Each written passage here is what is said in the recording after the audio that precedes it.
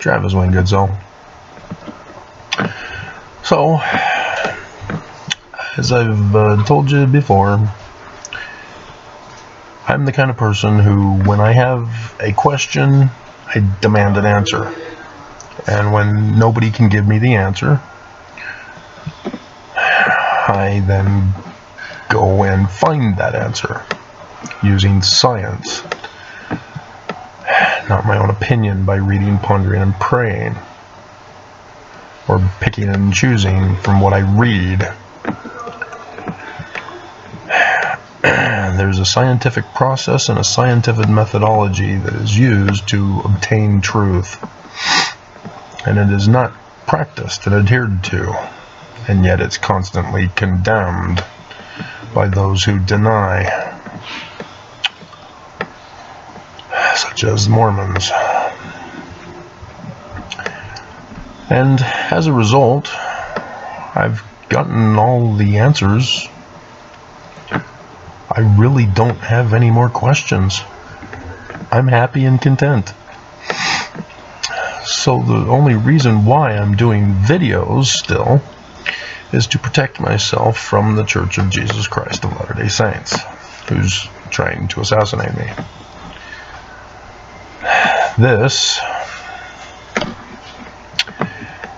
is a result of 6 months of my inability to exercise, going running every morning here at the shelter, then contracting COVID at least twice that I've been tested for, which has weakened my immune system, and then allergies that cause the breathing problems.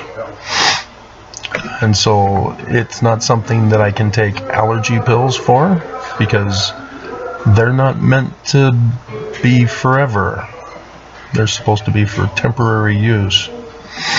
They're not supposed to be permanent use, because it results in medical emergencies at 2 in the morning. And so I can no longer take them now as a result of the prolonged use. It's rendered them useless. And it's similar to asthma, but it's not asthma. In other words, an inhaler will not work. And obviously cough drops will not work either. Neither cough medicine, as I learned in my childhood that cough medicine is a waste of money. I have to go running on a regular daily basis. And the church purposely destroyed my life and evicted me to make sure that I would not be able to run, that I would be infected with COVID, and that I would be infected with my allergies. All for the intent purpose of murdering me. Because I can die. Kind of need to breathe. It's kind of essential. And so there's nothing I can do. I am helpless in this prison. That apparently none of the donations are going to any of the homeless. As I've got the video uploading for you. KSL reporting.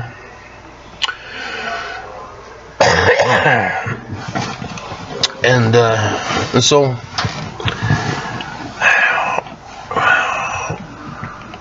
if you guys have not been able to watch the thousands of videos, I think this channel has surpassed 2,000 videos.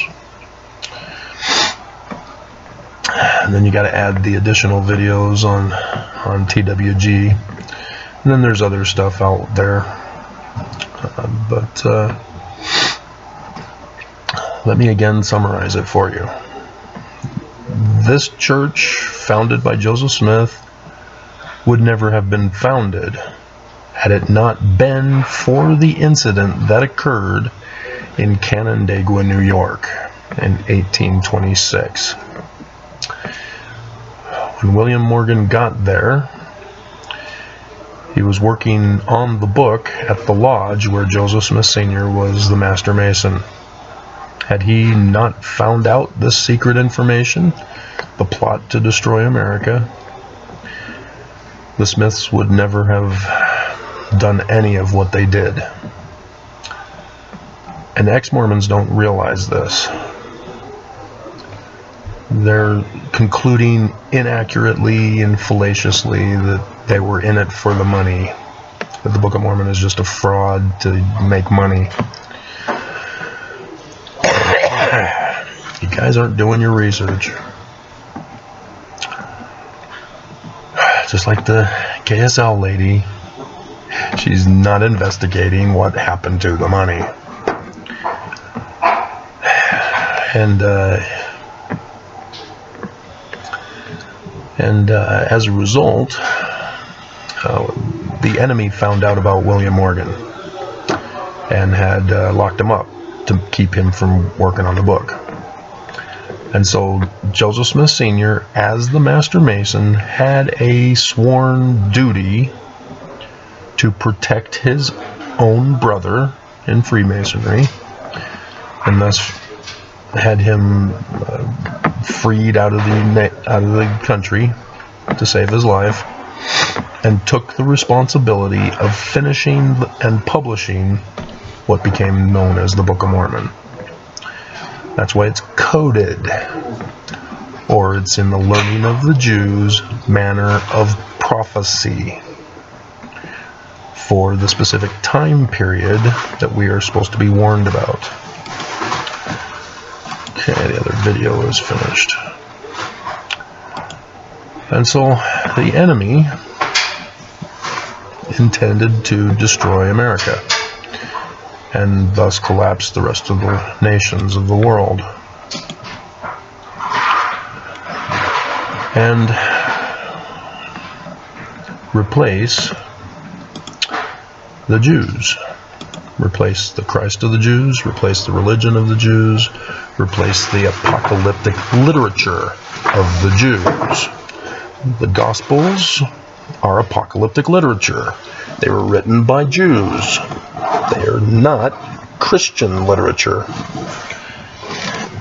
But Christians keep pulling anachronisms to claim the literature as theirs, as culturally appropriated.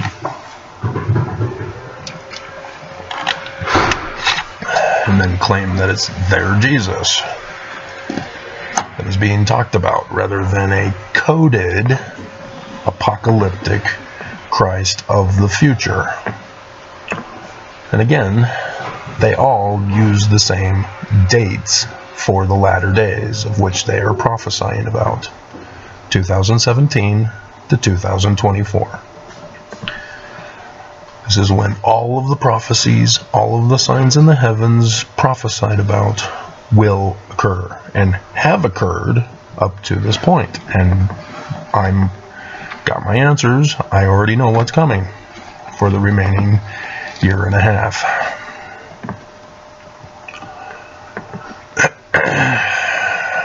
So regardless of whether or not you believe, regardless or not of whether you're going to watch, regardless or not or whether YouTube will allow you to find me, regardless if the church murders me, I got my answers. I know what's coming. I've warned you. You've rebelled. And here we are. The church is just one of the many branches of this original enemy that came after William Morgan.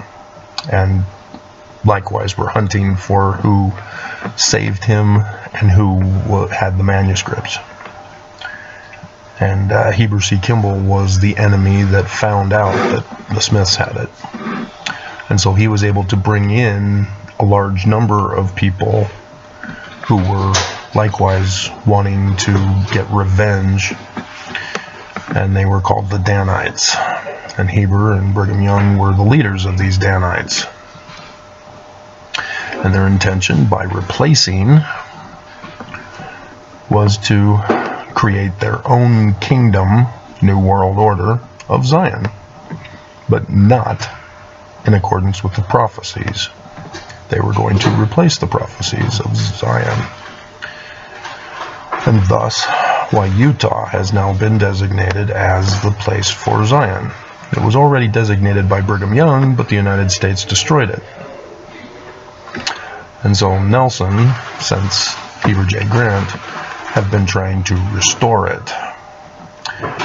And in The Way to Perfection by Joseph Fielding Smith Jr., he indicated that they were going to overthrow the governments, such that the governments would hand over the keys of their government to the church. And that obviously failed, as Adam on Diamond has come and gone, and the church has gone to Plan B. And Plan B has been thwarted. Thanks to me. You're welcome. You have never thanked me. No matter how many times Groundhog Day has happened and you fell out of the tree, you have never thanked me.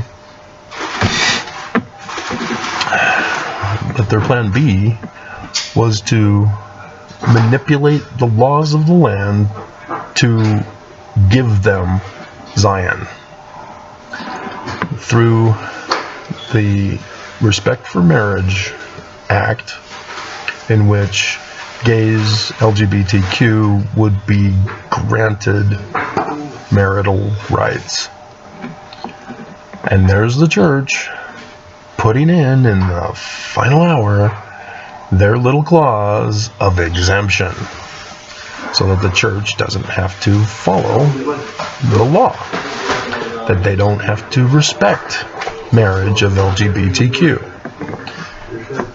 But the church is a corporation, not a religion like all other religions. The church, as a corporation, owns land and properties and businesses, etc., not just religious buildings. And because of this clause, the church is therefore able to take over all of Utah, claim it as their kingdom of Zion, and not be subject to any criminal attack. They can secede from the nation and go on and do whatever they want in their kingdom, because now the government can't touch them, because the government had created the law that allowed the church to secede from the nation and restore their kingdom back. And Mormons are cheering for that. Why can't we, Travis? Well, you're not paying attention. They want polygamy restored.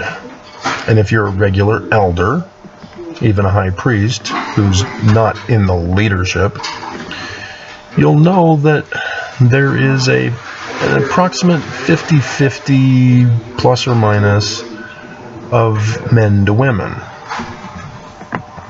And it varies, but the church has the actual statistics on this with the membership records. And so the church, in restoring polygamy, cannot give it to every man, because if there's only one woman per man, you're going to have some problems. Nobody's going to be able to obey the law of polygamy that the church prophets restore. But the church prophets are going to make sure that they're obedient, and they will take women as they choose, upwards of at least 10, at least, as we know from the history and the practice. And so that now expands the ratio of men to women. There are now no longer women, at least one woman for all the men that are left. And so what are you guys going to do? Are you just not faithful enough?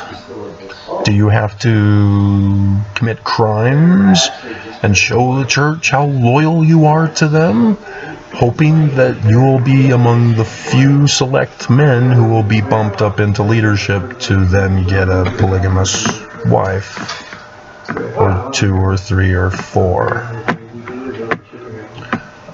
You guys aren't thinking clearly, because there's more problems. The women. What if the women don't love the prophets? What if they love you? I don't know why. But what if? Don't all women love you? So what are you going to do when one of those many women that love you and you love her is taken by a prophet? You're just going to say, well, he's a prophet of God. Are you? You're just going to let him take her, huh? You're not going to sneak her away, hide her from the king? You know, have you not seen The Man in the Iron Mask? A very sad, tragic story, based on the true story, as they tried to instill their plausible explanation for that particular king. But you guys are also neglecting tithing. The current extortion that the church uses on us. We have to pay. It's not a donation. We aren't willingly giving it. If you think you are, you're fooling yourself. Because in thinking that you are willingly giving, you can willingly stop. But you can't stop without punishment from the church. And that punishment comes from being kept down. You are denied leadership positions. You can't stop paying tithing and the bishop and the stake president not catch that. And for them to promote you into the high council or counselor or the church headquarters saying, hey, we need a 70. Come and be a 70. You haven't paid tithing in years. Come and be a 70. Yeah, not going to happen. You're fooling yourself if you think you're going to fool the church leaders. They purposely check the finances. They know if you've been naughty or nice. And you're supposed to be going in any time now, from now until the end of the year, to go in for the new named tithing settlement to explain why you're not paying a full tithe. And if you don't go in to pay, they're going to look at it and see what you've paid, see past years, and when you have declared, to determine whether you're a full tithe payer or whether you're missing some and you're deficient, and therefore not worthy for a temple recommend renewal. And so this criminal operation aggravates other activities in the church. And if those activities are criminal, it aggravates the crimes. So marriage, for example. Marriage is legitimate. It is recognized by the United States. But with tithing, which is criminal, it now turns marriage into a crime. It's sex trafficking. And with polygamy, it will then aggravate the polygamy, which is already criminal, aggravate the crime. And there's far more. They need workers for their kingdom. Oh, we've already got a workforce of single men without wives. Yeah. And the atrocities that come with that, the atrocities of not having enough women, so you go down in age. Because again, The law cannot stop the church anymore. They're their own kingdom now. They make the laws. And the United States can no longer touch them because they have seceded from the nation. And so, yeah, like I said, they can then drop Joseph Smith and the Book of Mormon. They no longer need them. They've restored their kingdom, and they can have Jesus as Oz behind a curtain for only the righteous to see. As Big Brother constantly gives daily reports from LDS TV, focused here in Utah and maybe around the world, to the pockets around the world, as that will encourage Mormons from around the world to come to Zion to help build it and provide it with the pure Master Mormon race. As those here in Utah whom they oppose will be criminalized. And if we are unable to flee, we will be incarcerated and subjected to torture and bondage and slavery and all sorts of other crimes. Because again, the United States won't touch them. Because of that little clause that got through to the president to sign, which they told us they're waiting until after Thanksgiving. But that's why I urgently sent my warning as I did. And so these are the reasons that I've been trying to warn you all these years. I already have my answers. I already know what's coming. I have no more questions. I already know. And the church doesn't like it that I know. And they've been trying to assassinate me and silence me, as they are getting lots of people to help them. But, yeah, it's sad that those who are finding my channel are rebelling, are resisting, and in denial. That you guys would rather take what's coming and then be shocked and horrified. Oh, oh no, they would never do this. They never go this far. Oh, I never thought, oh no, this is the church. Jesus. Yeah, I have no empathy for you if you're not going to do your own research. If you're not going to study the Joseph Smith papers. And if you're ex-Mormon, you guys need to be worried as well. Ex-Molex, you live here in Utah. Others live in Utah. You guys are going to be targets. Your families are going to turn you in. Just as was done with Anne Frank. People are going to narc on you, to report on you. And they will already know through the membership records who's been naughty and nice. And my brother will then be activated into his new SS assignment to hunt out the rebels of the church in their new kingdom. And if you don't think my brother is that kind of strict person who would be that loyal and cruel to you guys, you don't know my brother.